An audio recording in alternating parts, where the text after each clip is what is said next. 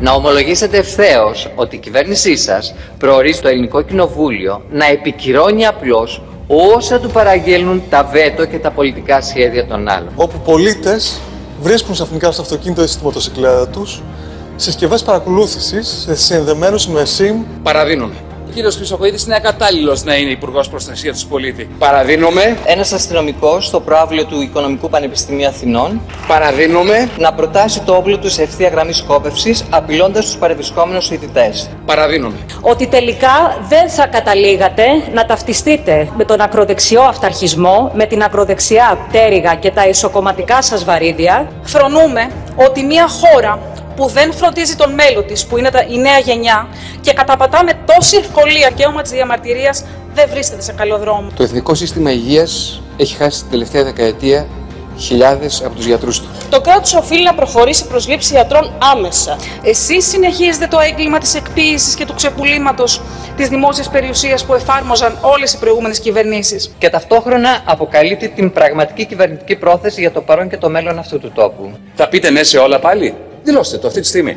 Πείτε ότι εμείς πιστεύουμε ότι ο ευρωπαϊσμός απαιτεί να λέμε ναι σε όλα. Πείτε το. Κύριε Πρωθυπουργέ, όσο θα υποδίεστε το ρόλο του ιδανικού κρατούμενου, αποδεχόμενος τη συνέχιση της αιχμαλωσίας της χώρας μας, όσο δεν θα λέτε κιχ για τα πρωτογενή πλεονάσματα και τους λοιπούς ελέφαντες της χρεοδηλοπαρικίας σας, και κυρίως όσο δεν θα νομοθετείτε τα αυτονόητα για την επιβίωση της Ελλάδας και των κατοίκων της, καλό θα είναι να μην πανηγυρίζετε για τους προϋπολογισμούς σας, γιατί κάνοντάς το θυμίζετε ποδοσφαιριστή που έχει μπερδέψει τα goal post και πανηγυρίζει έξαλα το αυτογκολ που μόλις πέτυχε.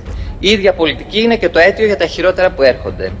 Για τη διάλυση των εργασιακών σχέσεων, την καταστροφή του πρωτογενούς τομέα, το κλείσιμο των μικρών επιχειρήσεων, την όξυνση των κοινωνικών διαφορών και των αντιθέσεων, την υπονόμευση της δημοκρατίας και τελικά και την αποψήλωση των ατομικών δικαιωμάτων. Τα δημοσιονομικά αυτά στοιχεία είναι η φυλακή που είμαστε αυτή τη στιγμή. Το νομοσχέδιό σας το μόνο που καταφέρνει είναι την αναδιανομή της μιζέριας μεταξύ των μίζερων και την επέκταση της ανασφάλειας. Το νομοσχέδιό σας για τη ΔΕΗ είναι αντιφιλελεύθερο, αντεργατικό, αντικοινωνικό και ιδίως αντιοικολογικό.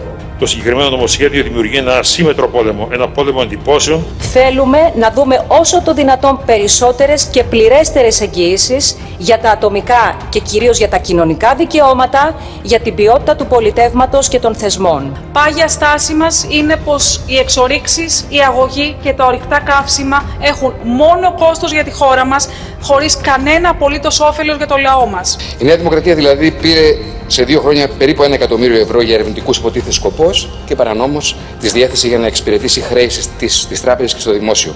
Για το ΜέΡΑ25 αριστερά δεν σημαίνει απομόνωση, αναδίπλωση, φοβία. Και αυτή είναι η διαφορά του καταστροφικού νεοφιλελευθερισμού από το δημιουργικό λόγο της ρεαλιστικής ανυπακοής. Προφανώς αυτό καταδεικνύει τα κενά που υπάρχουν σε σχέση με την εκπαίδευση των επαγγελματιών που ασχολούνται με τα θύματα ενδοοικογενειακής βίας. Δεν μπορεί να έχει θέση στην εκπαίδευση η θέσπιση και λειτουργία μηχανισμών που διευρύνουν και οξύνουν τις κοινωνικές διαφορές. Δείγμα κακής και πρόχειρης νομοθεσίας. Σήμερα θα πρέπει να πάτε να δώσετε μια μάχη. Πετάξετε στο καλάθι των σκουπιδιών τη μόνη διαπραγματευτική δύναμη που είχατε σήμερα στο Eurogroup. Δεν είχατε δικαίωμα να κάνετε αυτό το κακό. Να σας θυμίσω, κυρίες και κύριοι της Νέας Δημοκρατίας, ότι ο Κωνσταντίνος Καραμανλής όταν χρειάστηκε έβγαλε την Ελλάδα από το ΝΑΤΟ. Όχι μόνο δεν υπέγραψε κάτι τέτοιο. Να σας θυμίσω, κύριοι και κυρίες του Κινάλ, αυτό που εμένα μου έμαθε ο Ανδρέας Παπανδρέου.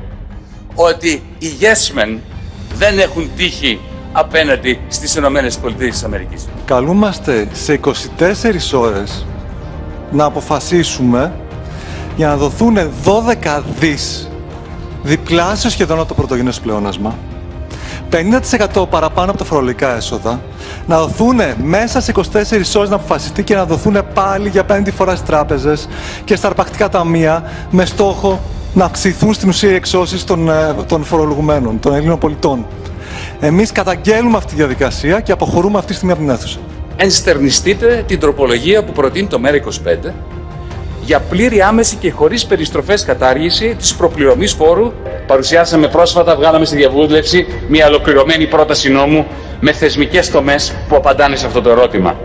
Αντί για τον Ηρακλή που λειτουργεί υπέρ των funds και ρευστοποιεί τα κόκκινα δάνεια για τους μικρομεσαίους, εμείς προτείνουμε τη δημιουργία μιας δημόσιας εταιρείας διαχείρισης ιδιωτικών χρεών που την ονομάζουμε Οδυσσέας.